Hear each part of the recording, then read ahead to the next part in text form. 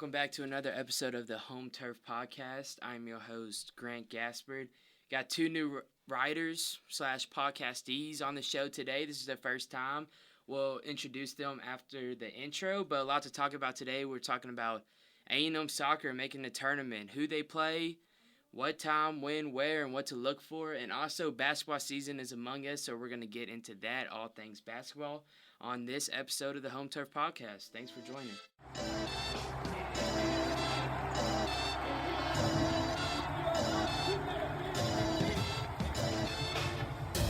This show is brought to you by RideHitch.com. It's like Uber, but for longer distances, private or shared rides between cities. Enjoy 30% off your first 4 rides using code AggieNews3. Remember, go to RideHitch.com, use code AggieNews3. If you don't know exactly what it is, it's like you're traveling to your hometown, you're traveling to this event in another city, and you're trying to make some extra cash, some extra bread on the way there. Be a good Aggie and pick up another Aggie or pick up someone else and bring them along with you. Make some quick cash, but remember, go to RideHitch.com, use AggieNews3. All right, so welcome back, listeners, to another episode of the Home Turf Podcast. I'm your host, Grant Gaspard, and with me today is Luke White and Kylie Stoner. Yeah. I said it right, Stoner. Yeah. Oh, Bet. That's a sick last name. Thank you. Anyways, thank y'all. These are 2 sports writers on the Battalion Sports Desk. These are great writers. They've been producing great stuff all season long, all semester long. Luke, I think, has been here as long as I've been here. I think so. September 21. Yeah. Ever since I've been here, I remember you're here. Oh, you're September 21? When did I join? I think, September 21. I think I joined the same time. Okay, I was going to say, I've known you as long as I've been here. I swear. And he's been producing a lot of good stuff. I've been excited to get you on the podcast. I'm finally glad I got you. So absolutely happy to be here. Hey, so real quick, introduce yourselves. Tell us a little about who you are and why'd y'all join the battalion. Yeah, my name is Luke White. I'm a sophomore telecommunications major from Round Rock, Texas, and I joined the battalion after, I wrote for my high school student newspaper. I was a sports editor for that, and coming into A&M, I wanted to get into sports broadcasting, and I kind of saw this as an avenue to get into that. I've always enjoyed that kind of sports writing, so yeah, it's a lot of fun to talk about sports, so I figured why not write about it. So do you plan on doing anything after college in this kind of career path, or is it something else? What you're playing? Yeah, I think now my goal is kind of to get into media relations for a sports team, but still definitely open to sports journalism, sports broadcasting. It's a lot of fun, and if I can make a career out of it, that'd be great. Yeah, that's awesome. Okay, Kylie, what's going on? I'm Kylie Stoner. I'm a junior journalism major from Keller, Texas, right outside of Fort Worth. Yeah. I've been coming to Aggie football games since I was a kid, so I always knew I wanted to come here. But my biggest thing is soccer. I've always wanted to play it, and once I lost the competitive spirit for it, I wanted to write it. Yeah. So I am here because I wanted to write soccer, and that's what I've been doing this semester. Yeah. Do y'all write for anybody else instead of battalion? Y'all do any other extra work, blogs, anything like that? This semester, I started writing for the Bryan College Station Eagle, just covering high school football for them. So that's been a lot of fun. It's definitely I feel like it's helped me grow as a writer, and it's kind of a compliment to this, so that's been really good. Yeah, how's the high school football teams here? They're good? Pretty good. College Station, A&M Consolidated, Bryan, they all made the playoffs, and so a lot of additional smaller schools in the area too, but those are definitely the 3 main ones, and they've had really good seasons. So College Station made the state championship last year, and so they seem to be just as good as A&M Consolidated. I think they tied for the district win. And so they're definitely, I feel 2 teams to really keep an eye on as the playoffs go on. Yeah, I've always heard a lot of good things about College Station High School. I didn't know A&M Consolidated was as good, too. So they tied for first, you said? I think so. I think we had the same district record, but actually College Station was the team that beat A&M Consolidated. Right. So they may have a leg up over them, I don't know. But they're 2 really good teams regardless. Okay, I'm excited. I'm going to start reading that, covering them throughout this playoffs. What about you, Kylie? Cover anything else? Before, I don't keep up with it anymore as much, but I have a blog that covered women's sports, any kind, like basketball, soccer, mainly, or the top 2, some softball, gymnastics, stuff like that. Yeah. So you would say your expertise is soccer, I'm guessing, 100%. Yes. Did y'all play, so you told me you played soccer in high school. What about, is that the only sport you play? Did you play anything else? I ran track in middle school, but soccer's always been it, yeah. What about you, Luke? I played baseball up until high school, actually. But then I actually did tennis my senior year of high school. Just, I played with my stepdad during this summer, and I tried out, and so it was a lot of fun, actually. I Haven't played in a while, so I'm a bit rusty, but I definitely like to get back into it. Yeah. It's a whole lot different than ping pong, is it? It is. Because I'm pretty stellar at ping. I'm not going to sit here and brag on myself. I think I'm pretty good at ping pong. I won this little tournament back my junior year of high school. It wasn't a big. It was like a little church tournament. But I won it. I think I'm pretty good. And then I got on the tennis court and played with some buddies I knew that were actually like tennis players. Oh, I got annihilated. I was like, this could be the same, but clearly wasn't. Both a lot of fun, though. Yeah, definitely. both definitely a lot of fun. Yeah, I mean, I played basketball in high school, and kind of like same as you, you know, I kind of lost that competitiveness, and I was like, I'm just going to focus on school and stuff. And I got into writing. Shoot, what was it? Yeah, freshman year, I had to do that little, did you have to do that trial run? Your freshman, like before you got onto the desk? I think so, yeah. Yeah. I'm trying to remember what my first article was. Yeah. I can't quite remember, honestly. Mine was actually the hockey team. So like it's yeah. like I think they're a fresh organization, or like I don't know how new they were, but I had to do a lot of like org writing, so like reach out and email them and do all that. That was awful. No. Just the whole process of it. But interviewing the hockey team was actually pretty cool. Let's get into it. Aggie Sports. This is Home Turf Podcast. It's about Aggies by Aggies. That's the quote. I need to start making some merchandise. You do. Start selling. I think so. I'd buy it. Do you think I could pocket? I couldn't pocket. I'd probably have to give it to the battalion. If I made the shirts, though, I think you got the licensing. I feel like you have a right to it there, you know? I that's what I was thinking. For too. Aggies by Aggies. For Aggies by Aggies, and then Home Turf on the front, Yeah. like the little image. Or I can start making some polos, some like golf shirts, some golf little polos. We've talked that we need battalion polos, battalion shirts, so Yeah, I think that'd be great. We need some battalion. We need a lot of more merch because I have one shirt that I wear around, and it's a maroon shirt, and I would like to wear it to the games, but I can't. That's a predicament I'm in, you know. So we definitely need more merch. We'll talk about that soon. Any More y'all good neutral at designing? colors. No. But we need Yeah. some good neutral merch that I can wear reporting to. I agree with that. Oh, 100%. Yeah. So let's get into it. Aggie soccer. A&M soccer. So supposedly they made the NCAA tournament They did. after going 9-6-5 in the season, 3-4-3 in conference. Had a pretty up and down season. Was able to win their last game against Florida. I saw that, and then lost first round of the SEC tournament, Mississippi State, but still slipped through. Yeah. Who we playing in the first round? Oh, it's a big one. We're playing UT, TU, whoever you want to go with. I'm as an Wow. unbiased person, UT as a Aggie, TU. TU. We're playing them this Friday, the 11th at 5 p.m. in Austin.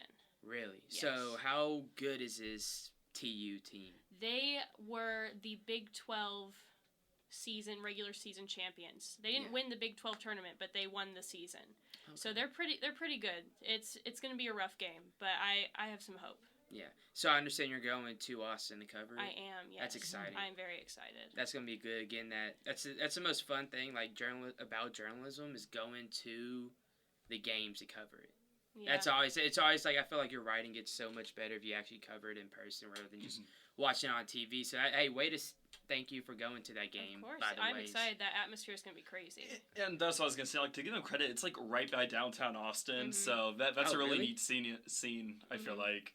That's really sick. So who are some of so as someone I've kind of kept up here and there with A&M soccer, Yes. but as someone who's kind of been covering it all season long, who are some of those players that you think are going to make an immediate impact in this game? Okay, so my go-to best player, in my opinion, I think many people can step behind this, is Miley Hayes. She won 3 in a row SEC Offensive Player of the Weeks in October. The first one was like October 10th, and then the last 3 in a row. She was SEC first all-team. I think she's going to make a great impact. I believe, let me take a look here. She scored 9 goals for the Aggies this season. That's the team high. But Okay. she will be going against another offensive player, Trinity Byers for Texas, and she has scored 16 goals this season. So is that their go-to That's player? her number one, yeah. Really? So she has scored 16 goals, and the second closest person has scored 7. So she is for Texas, yeah. For Texas? Wow. So she is a huge gap. She's scoring like crazy. So I think it's going to be a big test for our keeper, Kenna Caldwell. Yeah. But I mean, that's one thing I've kind of heard about this soccer team is that, well, they're a pretty good defensive team, though. This A&M soccer team. Every time I hear about Aggie soccer, I hear about their defense and how they're able to kind of hold their opponents to scoring a lot of goals. So it sounds like they can hold that girl to. We're hoping. Kenna Caldwell's a brick wall. We have a really good freshman defender, Carolyn Calzada. Okay. Zach Calzada's little sister. That name rings a bell. Yes. Yeah. She is his little sister, and she's insane. Really? She is so good.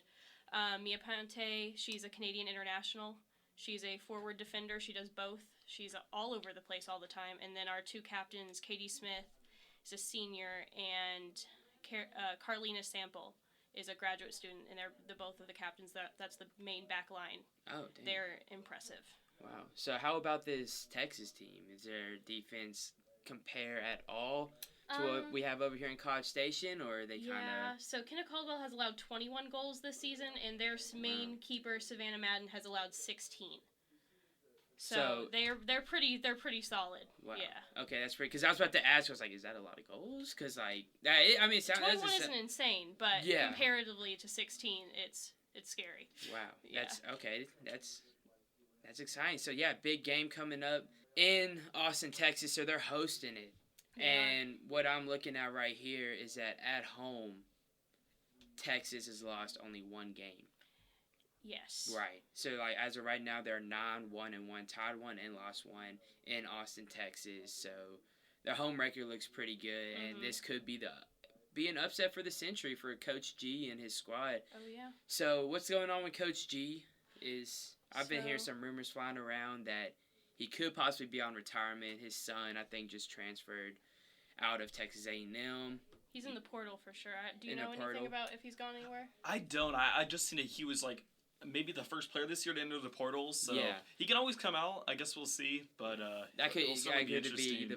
because of the performance of the team, such as Anthony Hill leaving, not decommitting from Texas A&M. Probably I heard some things might commit to Texas, but I know he's actually visiting there this weekend, I think. yeah. So back Might to see him. yeah, yeah. Back to Coach G. His son's transferring. Maybe I don't know. It would be I wouldn't be surprised if he does retire. Yeah. But what are your thoughts on that whole situation right now? I think just because I've interviewed him after games, he's very passionate about this team. He's very involved with these players. He has a lot of faith in them.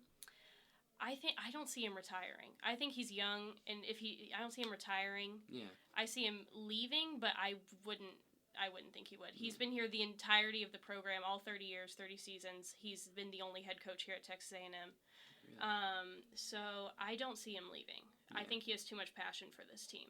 All right, that's good to hear.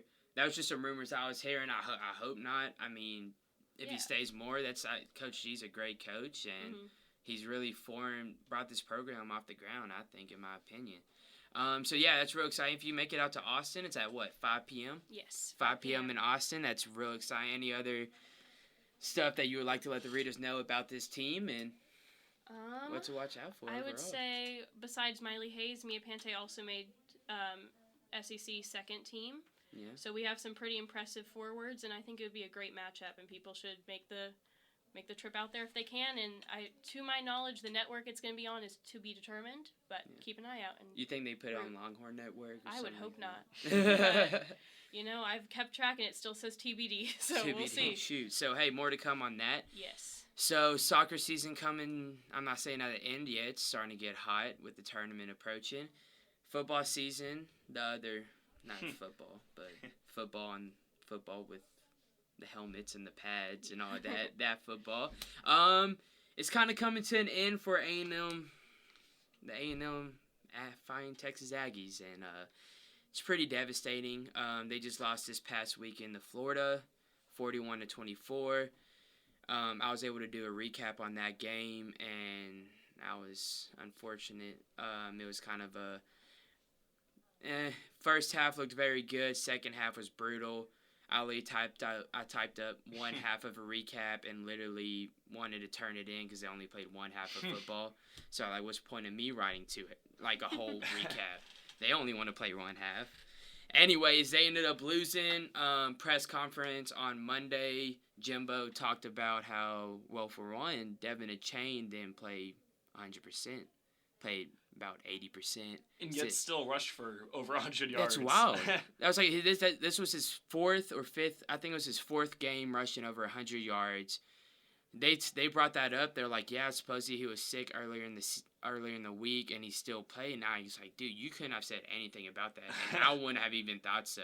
Like, the dude looked on. 3 touchdowns, I think, in that first half, if I'm not mistaken. That's nuts. Like, he played probably one of his best games. That was A-Chain's flu game. That's exactly what I was going to say. That was like, compared to MJ, that was A-Chain's flu game, and that was just wild. Second half, they didn't show up, but Wigman should be back as a starter this week. I'm excited to see a lot of them young guys come in there and play against, when they travel to Auburn. We're at the bottom of the SEC West, tied with Auburn, but they're kind of one above us, if you could say. I call it tied until this game. We see what happens. But what are you thinking, Luke, about that Auburn matchup coming up? Yeah, and I think like it's certainly a must-win, as is every other game this season. You know, if A&M wants to qualify for a bowl game, I think Jimbo said during his press conference, like, Auburn's a tough place to play, and Auburn, they looked pretty good when they played Mississippi State last week.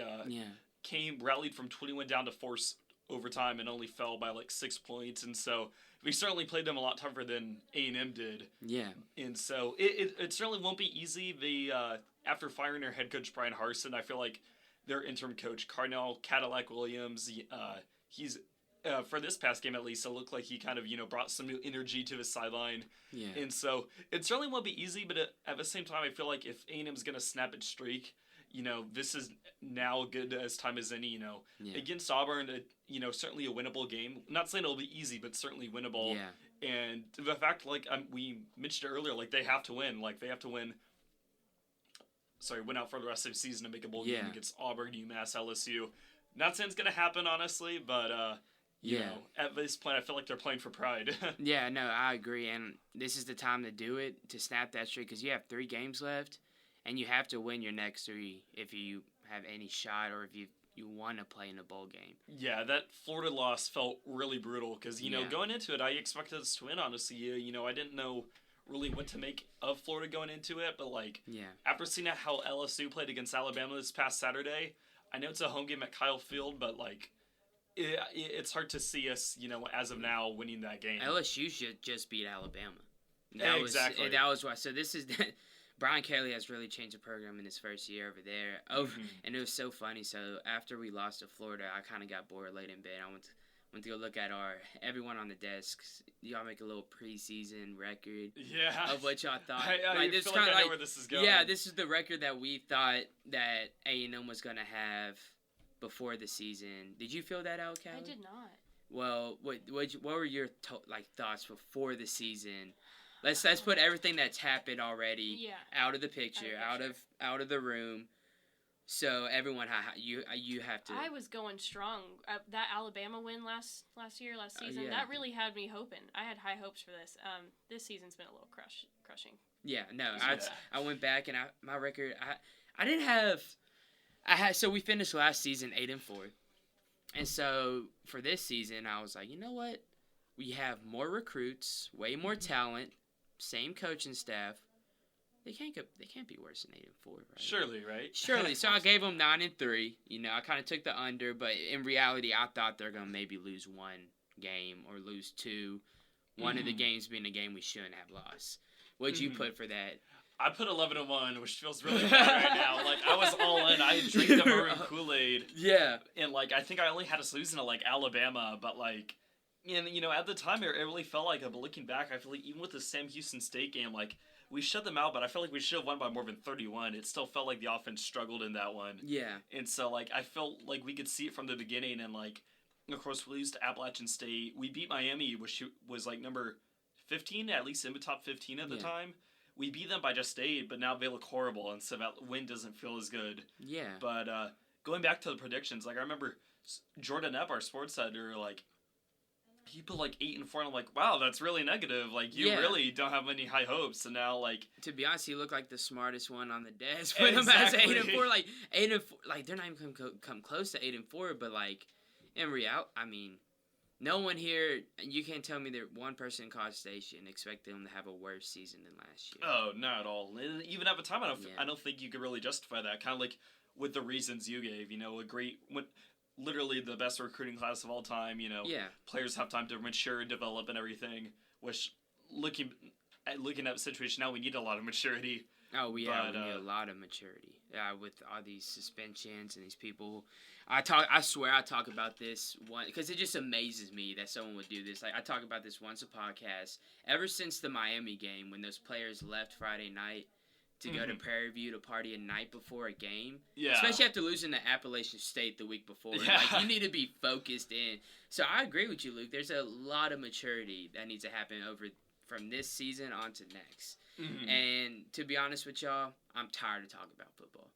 I'm tired of it. Let's talk basketball. I agree, man. Let's talk some basketball. So basketball season just started. We had an exhibition game Saturday, and then the first game of the season, non-conference games against ULM. What happened, Luke? What went on? Yeah, I felt like there was definitely a new buzz in Reed Arena, like, and not only from like the exactly.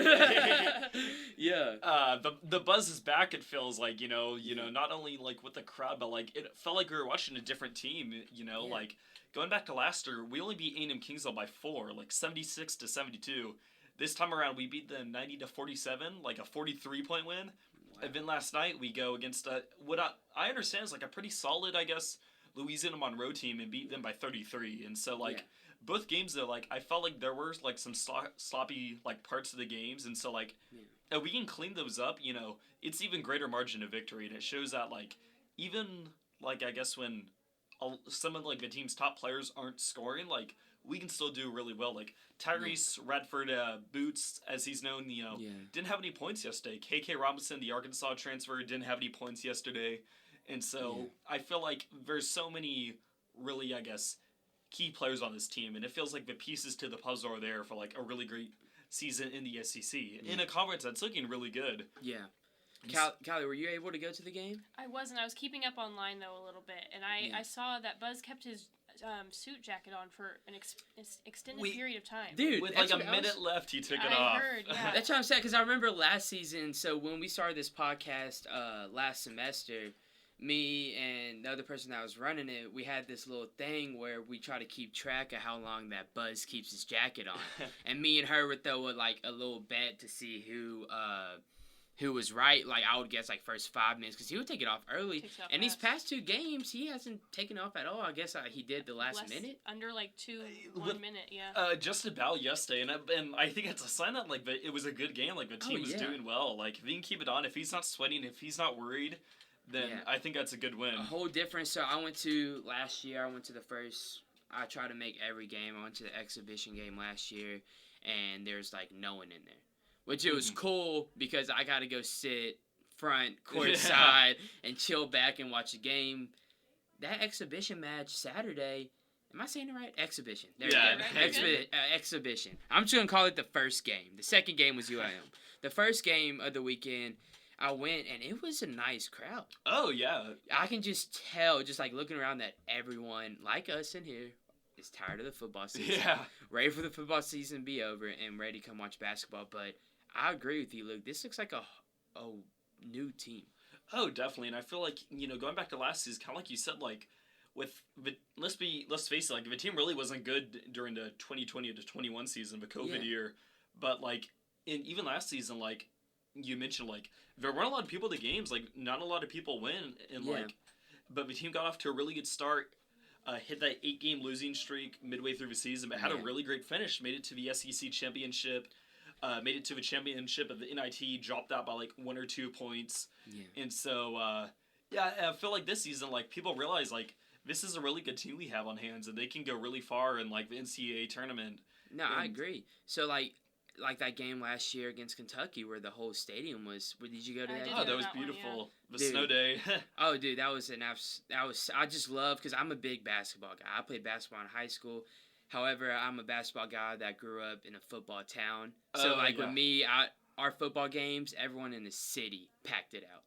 Like, y'all come from a town like that where, like, every high school football Friday night game. Where are you from? Have you seen? I'm from Port Neches, Texas. It's like 30 minutes from Louisiana. It's arguably one of the best high school rivalry games in Texas. It's called Mid-County Madness, the Bump Phillips Bowl. You know Wade Phillips?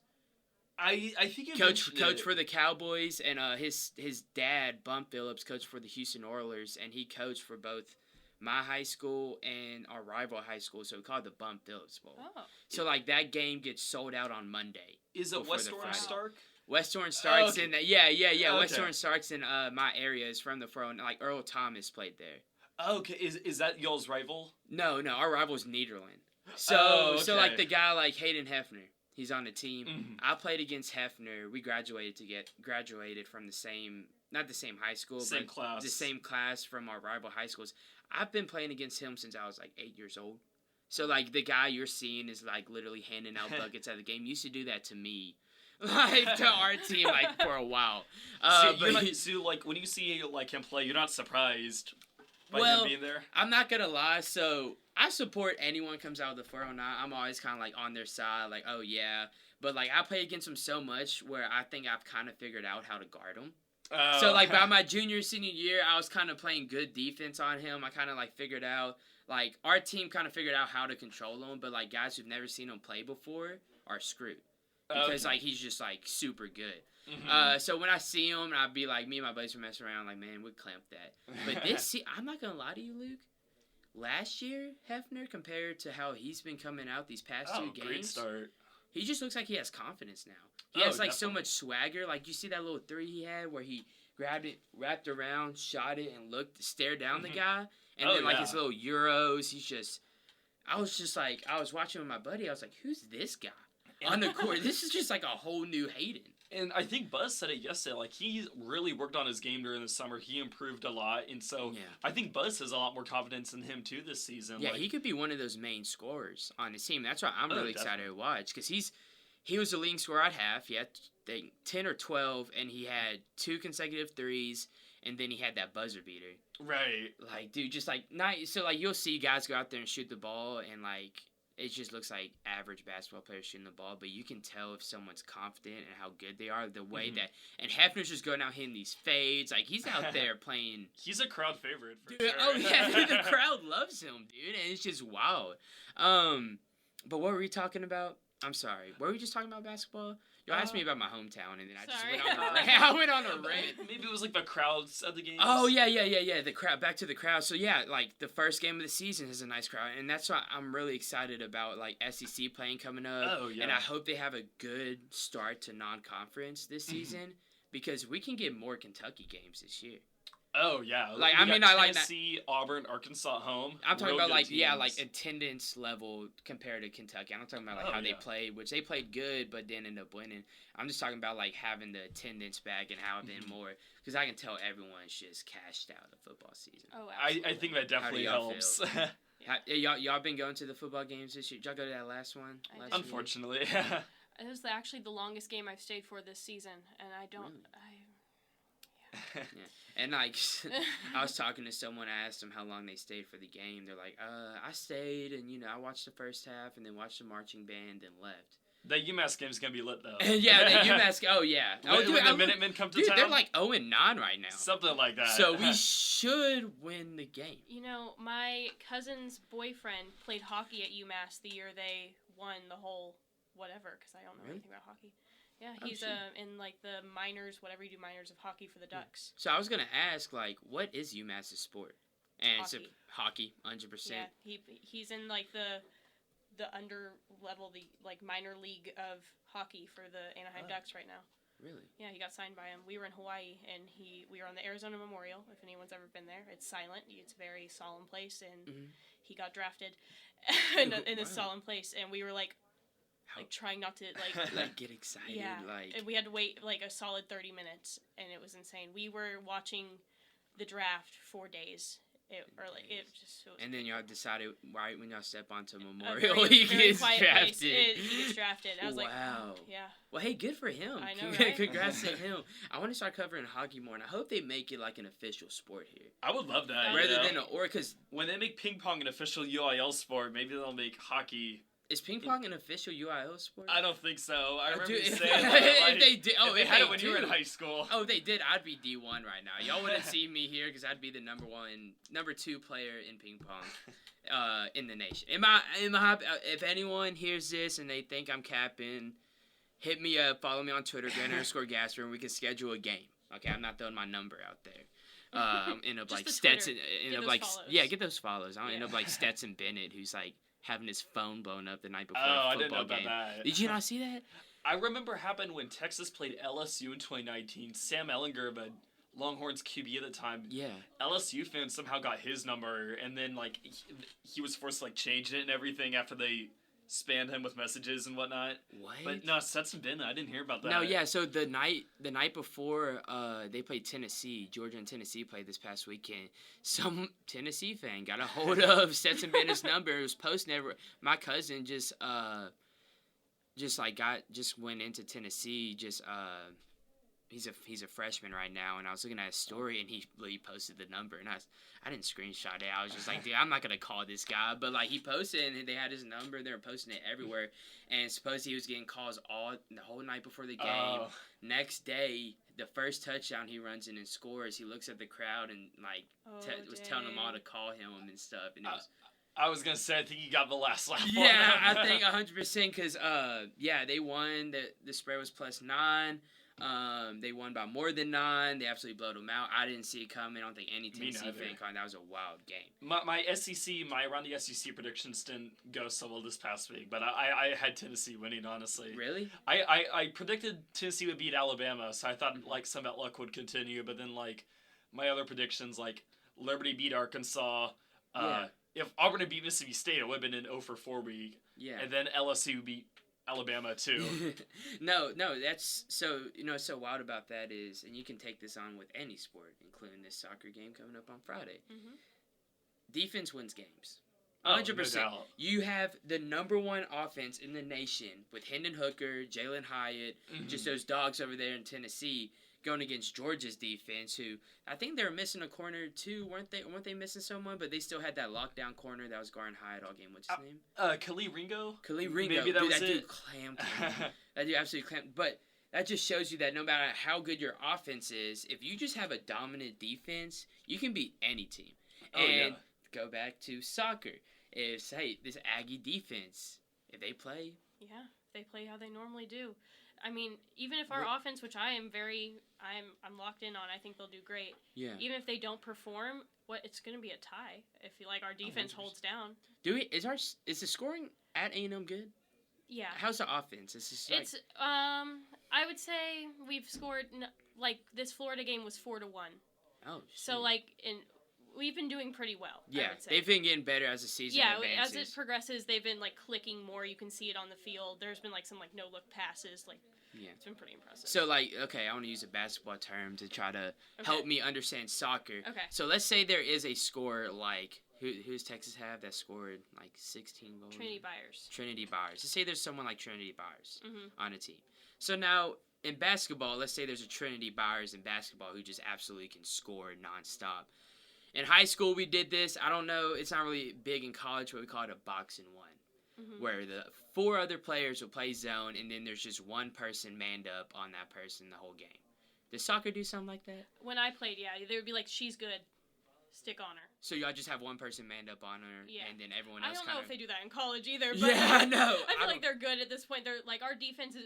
They've talked about when I've interviewed. They're like, I know what she's doing. I know I can trust her. I'm like, I don't think they do man-on-man coverage, but I definitely did it. Yeah, okay. That that was a dumb question because I don't even think soccer. Y'all don't do man-on-man, huh? Y'all just run zone, or do y'all do man-on-man? I mean, if they're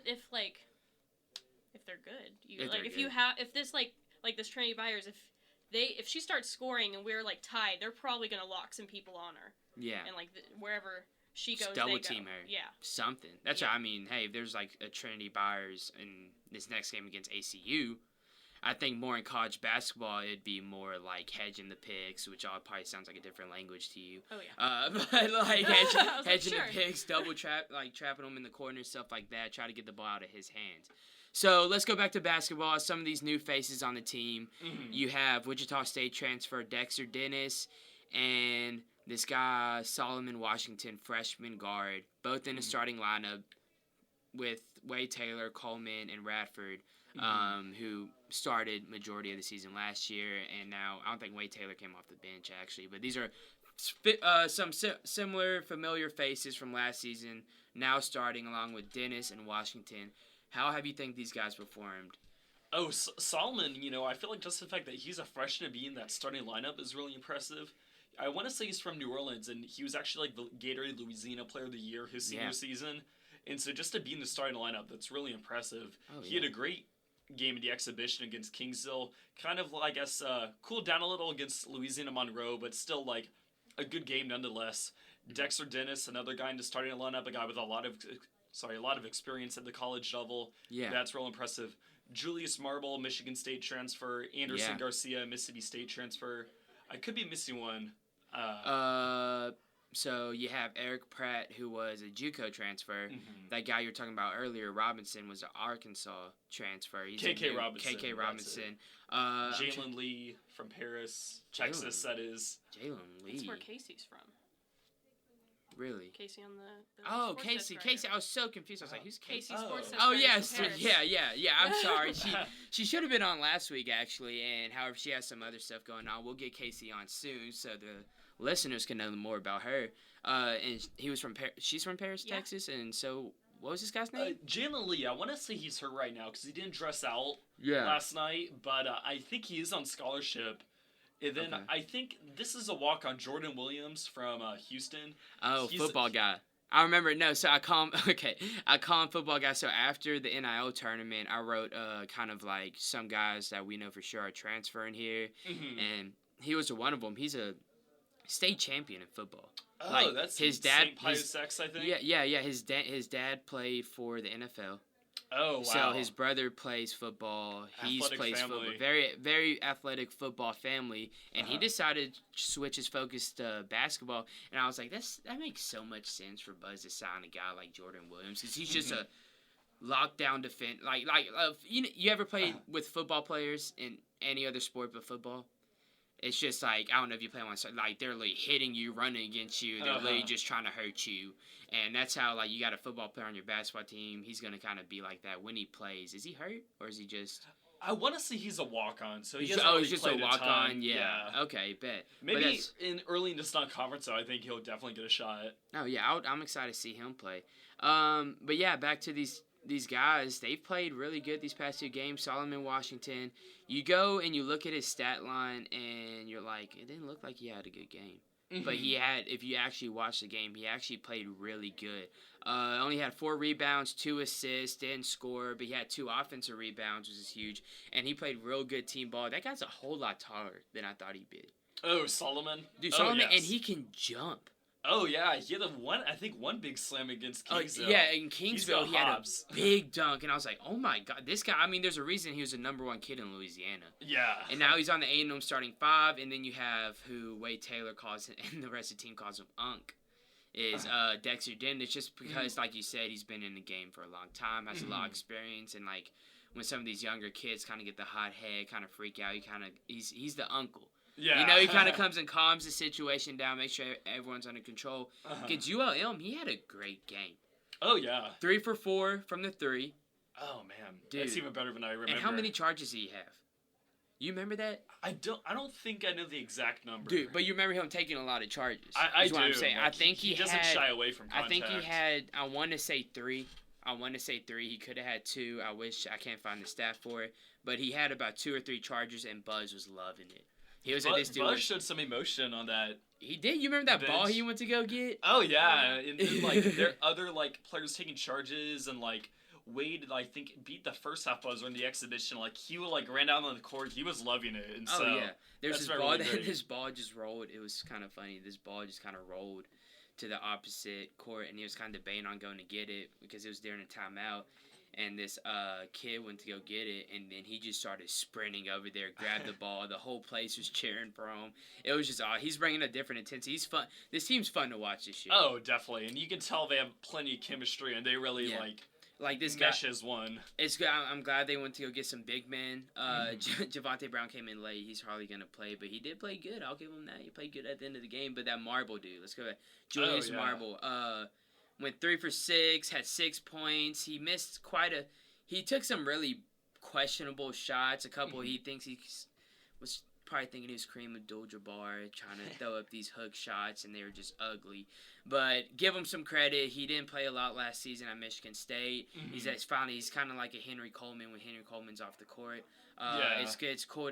I enjoyed that. The first time was last game. They didn't show a lot in that exhibition, but they put in Coleman and Marble at the same time, and having both of those two big guys is huge. Mm-hmm. Marble's a great piece to this team. I'm excited to watch him grow over this, over the season. Mm-hmm. Played really good, but yeah, I gotta give Hefner his shout out. He played good. Yeah, that's something I want to talk about. I'm glad I said Hefner, but dude, how many threes they shot? Game. So the final stat line shows that, and they did well from 3-point range too. Yeah, so the final stat line shows they went 12 for 26, but ignore that stat because they actually they were 11 for 18 when the game mattered. Mm-hmm. So that's well over 60, 70. You want to do the math? Over 50% at least. And y'all got a calculator on y'all? Yeah, let's try to figure that out because that's a good game and that needs some. 11, 18, 61%. So just over 61% from the 3-point arc. Dude, if you got a team that can play defense, and that's some Buzz stresses is a good defensive team, and you can score from the outside too, because that's something that really they struggled with early on in the season last year was scoring, and this team can score now, and it's real exciting to see. It says 12 for 26, but that's when it was like the end of the game, like everyone was leaving, and they had the third, fourth string throwing up shots, so it really didn't matter. But they actually went 11 for 18. Wade Taylor had a great game. Overall, it's been looking like some really good basketball. Basicki had a good game. Yeah, he did. He didn't play. And you know what? So you mentioned Radford didn't play a lot. He didn't. He didn't have any points, surprisingly. Yeah, he didn't play. He only played 15 minutes, which he started, and he didn't really come in. The rest of that first half. And I think that shows, like, even without, like, one of the top players on the team, like, even if they don't have their best game, like, we can still win by a pretty significant margin, We can still do really well. 100%. There's a lot of playmakers on this team, and I think there's a lot to be excited for. Yeah. So, yeah, overall, it was a great game. They play ACU this Friday, which... What happened last time we played ACU? Never underestimate Abilene Christian. We saw first when Texas played them in the 21 NCAA tournament, lost that one by a point, I think, in the first round, and then like last year we go into that game thinking it's going to be an easy win, and I don't think they pushed it to overtime. We would have lost it if not for Hassan Diarra's 3, banking that in as time expired. Man. Yes, that was wild. That was unreal. I know we were really nervous. Before that one, we're like, really, is this kind of a repeat of a past couple seasons? But this will really show you the progression from last season to this season is how they come out and play this game right here. Because I already think take any game for granted. Never take any game and any team for granted. This is a great basketball program. It's a D1 school still. I think they're either Southland or WAC. One of those. There's one of those teams, but however, they're really good. It's a good basketball program. We'll see how they come out and play against them. And if they beat this team by 30, I want to go back and kind of compare the stats from last year, just like scoring-wise. I'll do that after this game. But anyways, we'll see how that goes. That is this Friday, 7 o'clock, 6 o'clock.